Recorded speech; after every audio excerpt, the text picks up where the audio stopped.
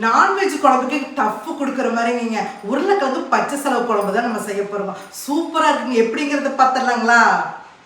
நம்ம உருளைக்கிழங்கு நம்மளுக்கு எவ்வளோ தேவையோ அத்தனை வேக வச்சுக்கலாங்க. நான் வந்து 2 உருளைக்கிழங்கு வேக வைக்க போகிறேங்க.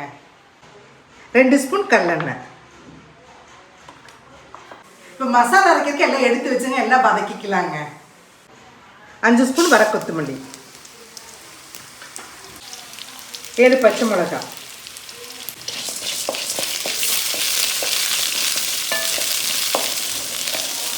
கொத்தமல்லி பச்சை மிளகாய் நல்லா வதங்கிடுச்சுங்க. வாசம் வர அளவுக்கு வதக்கி தனியாக எடுத்து வச்சுக்கலாங்க.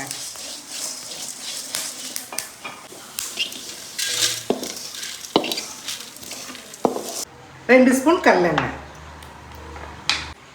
1 கப்பு சின்ன வெங்காயம், 3 தக்காளி பழம்,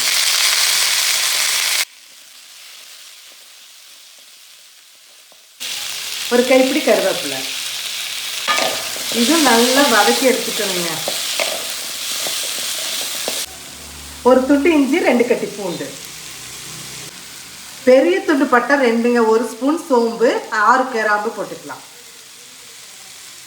ஒரு முடி துருவன தேங்காய்ங்க.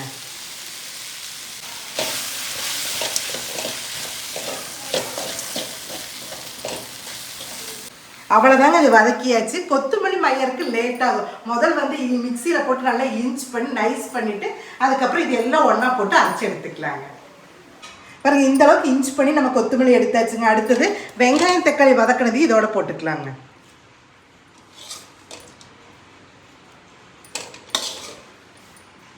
இப்போ அடுத்த ஸ்டெப் என்ன நம்ம பண்ண போகிறோம் தெரியுங்களா? நல்லா தண்ணி ஊற்றிங்க, நல்லா நைஸாக அரைச்சிக்கணுங்க.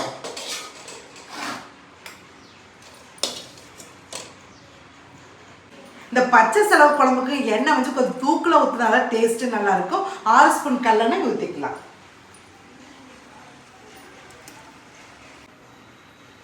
கடுகுளுந்தம் பருப்பு, பொடியாக நறுக்கின 10 சின்ன வெங்காயம், கருவேப்பிலை, கொத்தமல்லி தழை.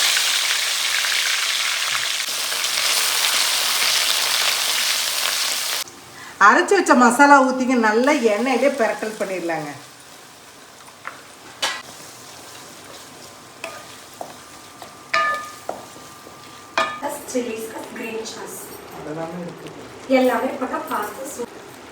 மஞ்சத்தூள், அளவான கல்லுப்பு,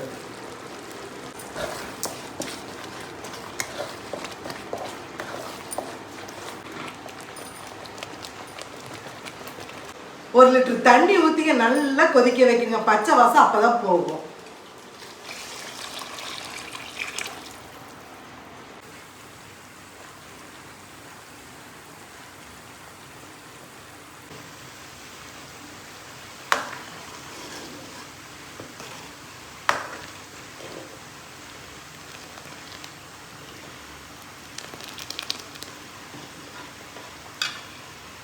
வேக வச்ச உருளைக்கிழங்கு அப்படியே உளிச்சுக்கலாங்க. இது என்ன பண்ணுறது தெரியுங்களா? உளிச்சா நம்ம அப்படியே போடக்கூடாதுங்க. இது 4 அறுத்துக்கணுங்க பீஸா.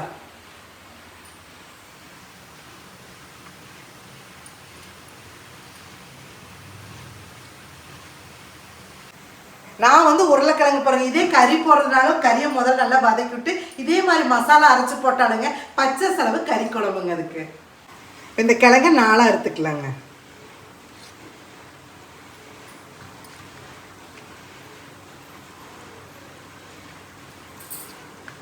நல்ல குழம்பு தலைப்புலப்புலன்னு கொதிச்சிருச்சுங்க. இப்போ அறுத்து வச்ச உருளைக்கிழங்கு அப்படியே பீஸ் பீஸாக போட்டுக்கலாங்க.